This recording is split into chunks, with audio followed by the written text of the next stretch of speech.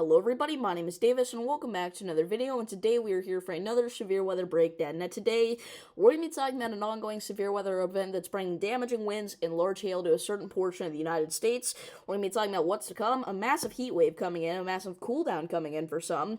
So let's go ahead and get right into it here. We are joined today by Mr. Storm. What's up, guys? And Roman the weather guy. Howdy.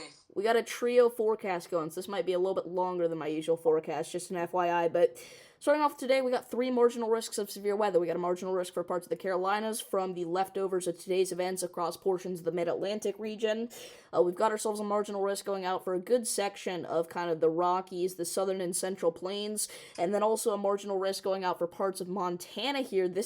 All of these are driven by a wind risk, but the plains threat does have a small hail threat associated with it. Tornadoes have not been in the cards today, and they will remain not in the cards for the rest of the night.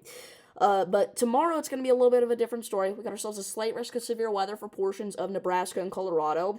We do not have a tornado risk from the SPC as of right now, but I do think that'll change as we go later into the day. Tomorrow, alright? I think that they're probably going to add a 2% risk. If I had to guess where it would be, it'd probably be across parts of Nebraska. Damaging wind threat for tomorrow. If you're in that yellow area, you have a 15% chance to see wind gusts of 60 miles per hour or higher. Hail threat for tomorrow. If you're in that brown area, you have a 5% chance to see hail of 1 inch or larger. Mr. Storm, what are your thoughts on this event that we're going to have tomorrow across the plains? I think it's going to be pretty significant. I think we're going to get some big-time storms, maybe a few considerables, and definitely have a lot of potential, but I do like how the SBC is keeping things pretty conservative here, so, we'll see what happens. We'll see if we get any upgrades and any, major changes with the forecast, but, so far I think it's just going to be a pretty significant event, especially for you folks out there in Nebraska, but, yeah, that's what I got. Roman, what are you thinking about for tomorrow? For tomorrow, I think most of the same, but the thing is, it's going to be, just, your old plains event, your thunderstorms and all that, but the thing is, it's going to be some big storms out there with, some big hail, maybe up to, if I would have to guess, golf ball size hail or larger. We could even have, that damaging wind threat as well. So, yeah, that's what I think as well. Yeah, so going into Saturday here, we have a risk of severe weather in the mid-Atlantic. It's a marginal risk, actually pretty similar to what today's outlook looked like originally. We'll see if this gets upgraded to a slight risk. If it does, we'll be here live. We may be here live covering it anyway if things do get serious enough. But let's go ahead and move on to what the models are showing for the next few days, because it's going to be a little bit more tame than it has been, but we're still not completely out of the blue, right? So we can see that right now we have some ongoing leftover thunderstorm activity across parts of the southeast being anywhere in between North Carolina and Louisiana there. But as we go later into tonight, around 4 a.m., that all stops, right? But as we go into the morning hours of tomorrow, we can see some showers and thunderstorms starting to spark across portions of the central and northern plains, perhaps. And then by 2 p.m. tomorrow, right, we've actually got ourselves a decent-looking potential bow echo line of storms there in northeast Nebraska. It will be a pretty small line, so we may only see a few people get hit, but that could pack some damaging winds for the people that do get hit. Then by 10 p.m. tomorrow, we're going to see some more sparking of storms into portions of west Kansas, maybe some storms down there in southern Nebraska, and then again, we're just kind of in that typical summertime pattern where we have storms day after day in the southeast. And then as we go into Saturday here, we can kind of see our mid-Atlantic events start to unfold. Maybe some stray showers and thunderstorms here. Maybe something tries to get a little more organized and we see a few severe storms. That'd probably be across parts of North Carolina if I had to guess, but nothing too crazy, alright? So what are you guys thinking about this run of the NAM? We'll start with Mr. Storm. Yeah, so, I'm liking what I'm seeing with the Southeast event. I do think that we're going to get some damaging wind gusts, later tonight. Obviously, you guys probably aren't watching this video by the time these storms hit, but even into tomorrow, still some spotty activity along the coastline, maybe into, areas of North Carolina, but for the plains, I think that we're going to probably see a few cells that could definitely emerge to be big hailers. I think we're going to get some very intense, very big hailstones out there, but I agree with, what Roman said earlier, but I do definitely think that there's going to be that present damaging wind threat out there in the plains as well, so I'd really watch out for that, but I do think the NAM's pretty on point with this event, and it's just, I think it's a good run on the NAM. Yeah, Roman, what are you thinking? I'm a biased because, well, I'm gonna get hit by a lot of these hailstorms out here in western Kansas. But honestly, I think these storms in the southeast are very they look pretty intense on NAM. It's just probably gonna be maybe a damaging wind threat, but mainly just some heavy wind and some lightning. But out there in western Kansas, where I am at, I'm gonna see some pretty big storms there. So as I said, I'm a little bit biased, but I really like what I'm seeing there on the NAM. Yeah, for sure. So, next up, watches, warnings, and advisories.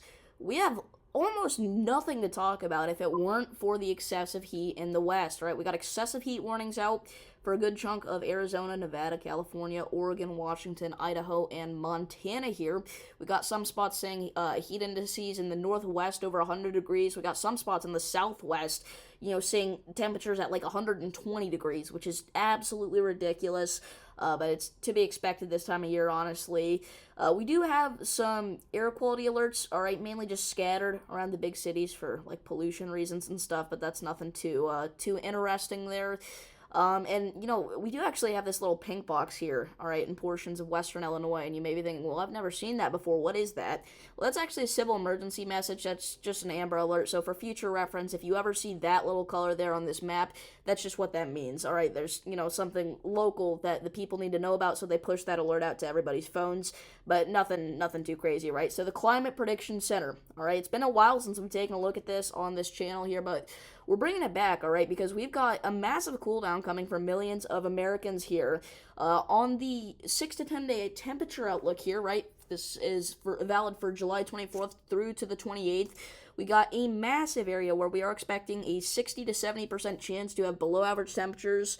All right, this goes out for portions of the Arklatex region, and actually the kind of the less chance of a cool down, but still the chance is there that we're going to see below average temperatures. That goes kind of all the way out towards like the Mid-Atlantic region, back up over the Ohio River and back down into portions of New Mexico there. And you may notice in the northwest and kind of the northern plains, it's staying hot. All right, we got a 70 to 80% chance to see above average temperatures for portions of Montana, North Dakota, maybe a little bit of Minnesota, a little bit of Wyoming, but nothing too crazy there. All right, so what do you guys think about the temperatures, indices, and stuff like that we're going to see through the 24th through the 28th, starting with Mr. Storm?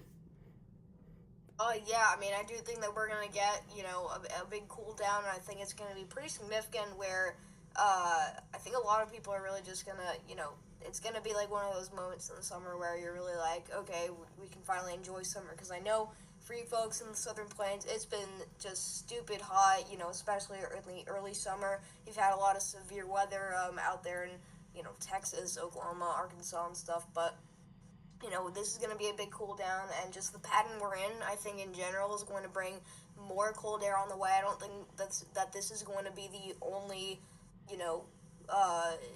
couple of days that we're going to get cold air.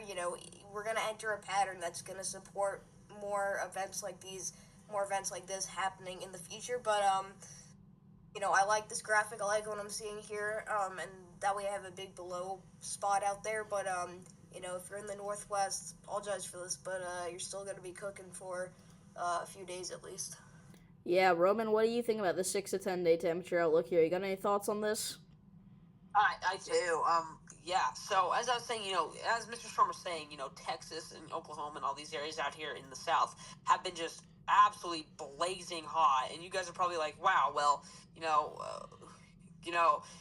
we were really wanting, some cool down, and we've been experiencing all this heat for a while, and you're gonna get that cool down, but the thing is, it's still probably gonna be hot out there, but the thing is, it's not gonna be as hot as it was a while ago. So, thankful for that. And also, if you're in Montana, North Dakota and all these areas, if you think it's warm now, just you wait. It's going to be very, very hot out there.